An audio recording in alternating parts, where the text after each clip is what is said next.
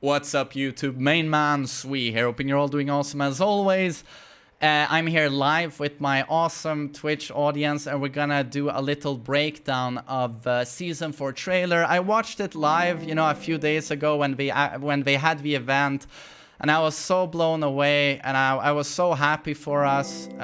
There's been quite a bit of a negativity bias. I feel a negativity bias in the community after everything that went wrong with Season 3, and you know, I myself personally, I felt very optimistic like the last few months. Even looking at the inevitable Season 4, I've been very optimistic because I do have a lot of respect and optimism when it comes to the Tekken developers. And I think that was, if you didn't watch this event live, like every single company only had slides for their fans. They had to watch PowerPoints that basically said, oh, you'll get some news soon. So an announcement of an announcement. Or they got, oh, we're gonna soon discount the game. Look forward to that. But then we had Bandai Namco, and sure as hell, you know, they actually had trailers. The Soul Calibur team, even though the game is not doing too well, it doesn't have the sales of Tekken 7 to say the least, they still had trailers for their community. And Tekken 7, again, had trailers for us. So it's like, I can't help but feel optimistic. So we're going to do a breakdown of a trailer. We're going to look at all of the information, try and break it down.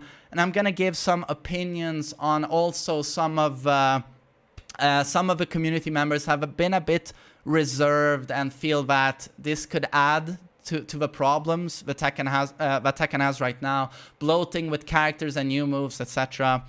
So we're going to try and get into it. And of course, the new moves, we're going to try and frame by frame, you know, step the video to get, you know, a detailed look at them. Because I haven't really watched this trailer since I saw it live. I've skipped through it a little bit. And obviously, when I was watching this live, I was like, oh my god, is this a Tekken World Tour trailer? But obviously, it's keep your chin up. The world has been through a lot, you know, with COVID. But the team has been hard at work through COVID even. And they also said that Michael Murray made clear on the stream that they actually were planning to have Season 4 out by now, but COVID delayed it. And I really liked Kazuya. Finally, he's going to be the center of the universe. This is obviously going to be the new main menu when you boot up Tekken 7. So Season 4, we're gonna have Kazuya doing a kata. Really looking forward to that, obviously. That's how I want to start the game. There we go, Season 4. Oh, I was so blown away seeing this. Eesh! Update, better balance. So this is where Harada obviously has clarified to us before, but we're gonna get a big balance patch ahead of Season 4 or with Season 4. But he also pointed out during the days after we got this trailer, so during the, I mean, maybe it was yesterday, Ducky pointed this out to me, that there's not going to be one big balance patch. It's going to come in iterations, basically. So that's, I think, word for word what Harada has said, that you're going to get multiple balance patches, so not one large one. So I don't know why they're doing that, but okay. And of course, new moves for all characters. This was, as I said, live, more than I expected. I think this is really cool. Some people actually don't like this, and that's fair to you, because they say that, oh, it's going to be even more of a clusterfuck. Remember what the new moves did for Season 3?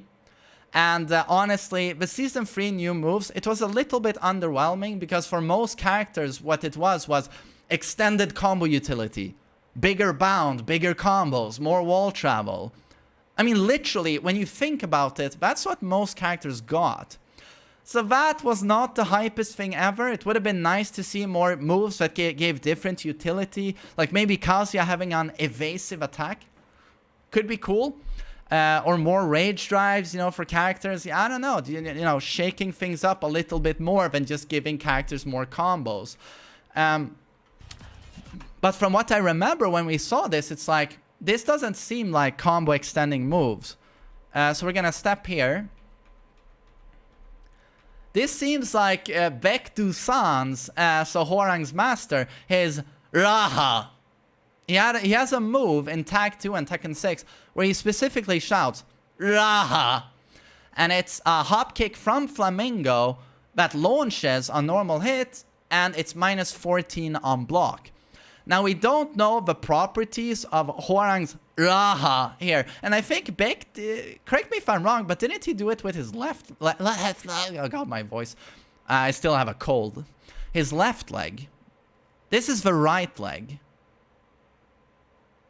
I mean, unless they flipped the image, but no, they haven't done that. So yeah, Hwoarang has a Raha. And obviously, when they add these new moves, most often they take like old animations because it's expensive and it's a lot of work to do a new animation. So they sort of go and look at characters they're not going to feature in the game and they import those animations. Makes it much easier. And this is a borrowed animation from Kazuya. This is Kazuya's forward 2, but Kazumi is using it, doing it with her left arm. And obviously Kazuya is the son of Kazumi, so, you know, they can steal that attack and go, oh, he learned it from her. But what this means is that Kazumi will have, again, it's flipped also. It's with the left arm. Kazuya, again, does it with his right arm. So she has a long-range knockdown punish now for decent damage. And the thing is, it's going to be better than Kazuya's if she does it by just pressing one directional input. Like, I don't know what is available in terms of forward single inputs with Kazumi with her move list. But if that is like, you know, up forward 1 or something, it's going to be way better than Kazuya's. But of course, we don't have a frame data on it. And here we have Julia doing a jumping tornado kick. I don't know, I sort of remember this tornado animation. Is this taken from a previous game? Or is this a unique new animation? Oh, it's a JC move from Tekken Tag. Oh, it's a throw. Is that a throw? Okay. Oh, she's getting a new throw. That's cool. And then Kuma and Panda. It's like a double arm get away from me. I don't know if that's a new move.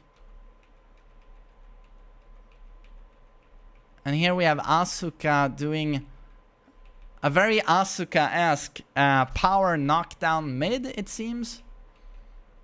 And I have no idea what that is or where the animation comes from. And this is, of course, what Paul needs. He needs another power crush. And mid, I guess, now, because he already has a high one. And this is, of course, it knocks down on hit, I'm guessing, into a Death Fist. Of course. Because Paul needs this.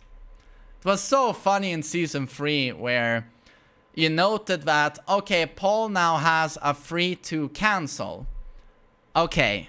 It was top tier Season 1 and 2. Now you give him a free to cancel. That's going to buff his combo damage. So you must have nerfed other stuff. And it's like, no, he's just buffed. He's just buffed. And this is where I'm hoping that, okay, so he gets this. Obviously good power crush. So he's going to be nerfed in other areas. That's at least what I'm hoping for here.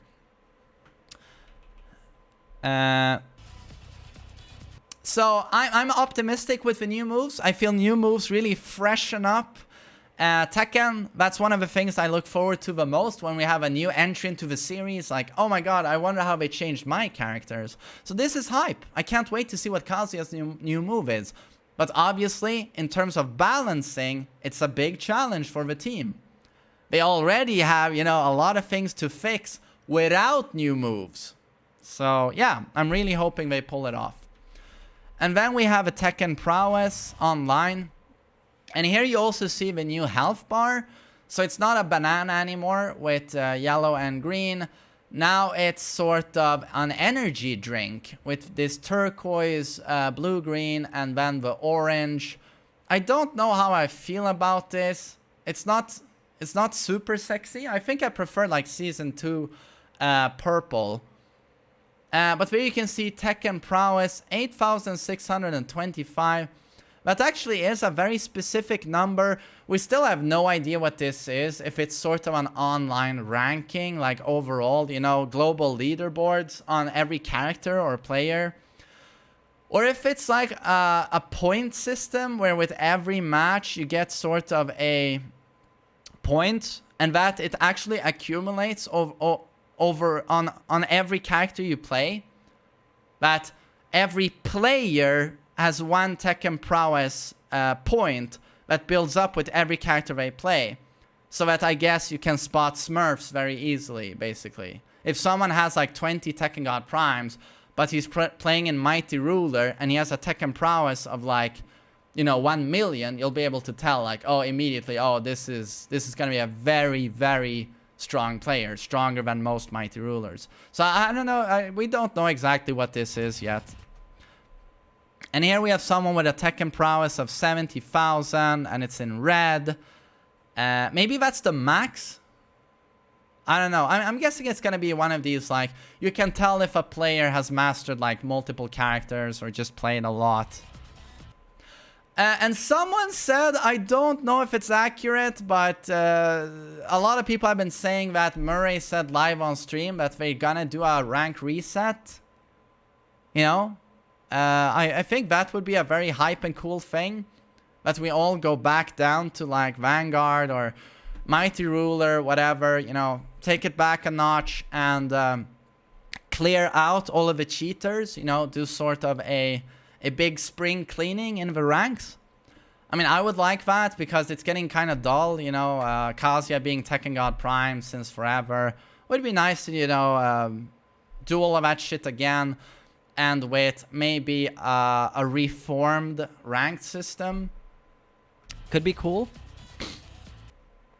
And of course, a Wi-Fi indicator. This is amazing. But it's also going to mean that in a game where you can struggle quite a bit to find opponents, suddenly the amount of players you're going to have to play on a... Because most of us are going to choose to not play against Wi-Fi players. It's like the pool of players you have is going to diminish quite a bit now because from what they said on the stream, I think Michael Murray said that at least 50% of the player base is on Wi-Fi. At least 50%. So it's the majority are actually on Wi-Fi. That's a shitload of people. So, yeah, you're... Most likely, I mean, everyone's saying now, I'm going to dodge all the Wi-Fi players. Well, most often than not, you will probably still match up with them because quite often, you're probably going to go into ranked and you're going to decline a Wi-Fi and then, lo and behold, the next player matchup you have is another Wi-Fi. Yeah. But I really like this. Oh, and obviously they said that the netcode is improved. Michael Murray said word for word that they have improved the netcode. They've been doing in-house testing. They've had great results and they have had the delay reduced. So the response time is better. That's what he said. So a lot of people are very careful here and you should be carefully optimistic. But I don't think he would make such a grandiose statement if he didn't have some serious foundation to say that on. You know, so yeah, we're probably getting improved netcode. And didn't they specify that they have increased the amount of rollback frames from 3 to 6 or something?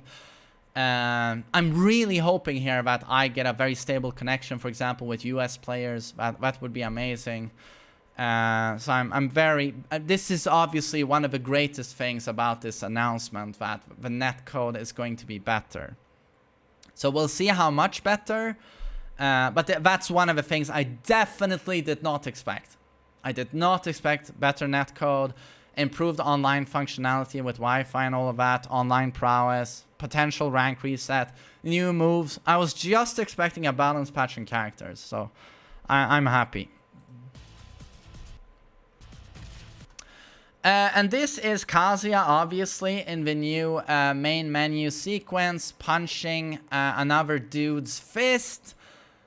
Some people are saying that, oh, this is obviously him punching the fist of Kazama Kiryu. This is them hinting at him in the trailer. And I'm like, what?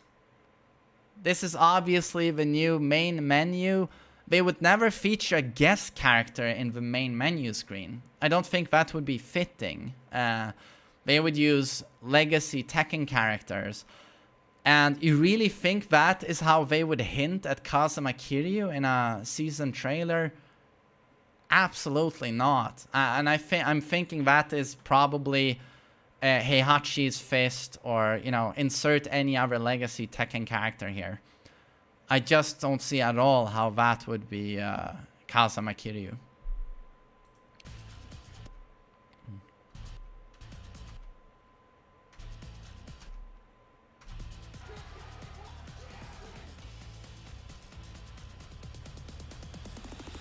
Yeah. There's always light to every darkness. When I saw this live, I was like, oh, this is them acknowledging all of the troubles of Season 3 with power creep, Leroy, pay for frame data, Fakum Ram. You know, the community has been in sort of a negative place, a dark place for a long time. But thinking about it more, it's more than likely due to, as the trailer started, you know, COVID, how that has affected the world. You know, 2020 has been difficult. So that this is most likely them acknowledging COVID, you know, and that we've been working through this very difficult situation, these difficult times. You're going to get more content, you know. There's light after every darkness. Let's keep looking forward.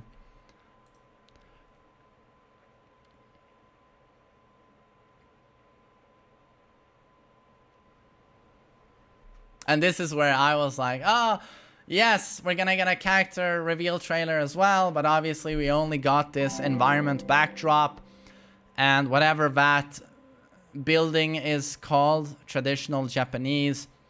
And I didn't even see that character on the roof there first time watching this, because of course it's so fast. And This picture is oriented in the typical way you would read a Japanese book, you know, or anime or picture, where they start reading from the right and they go left. Whereas in the West, we read from the left.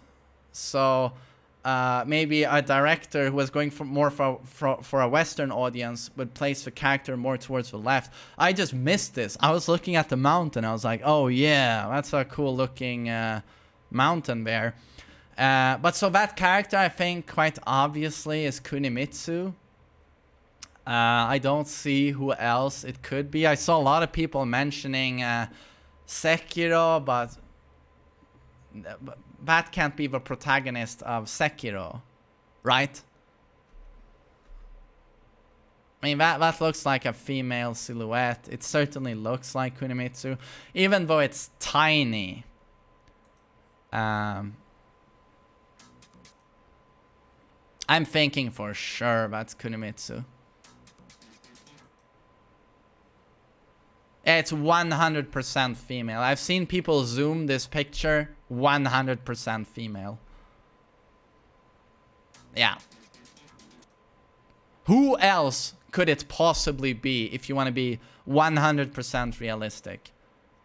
I'm seeing this as confirmation, to be honest, that we are getting Kunimitsu. And I can't wait to see her reveal trailer. And she's actually a really cool character. If you've played Tag 2...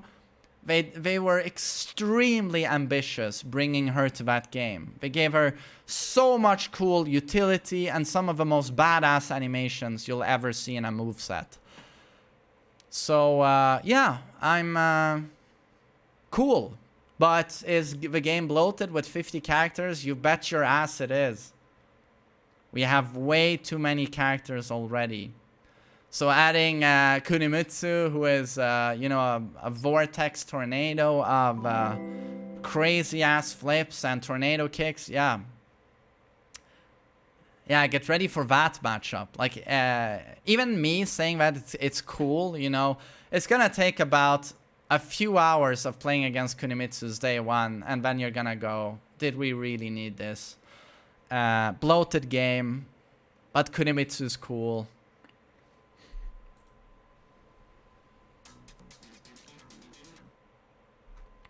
It can't take too long before we get a proper trailer for her.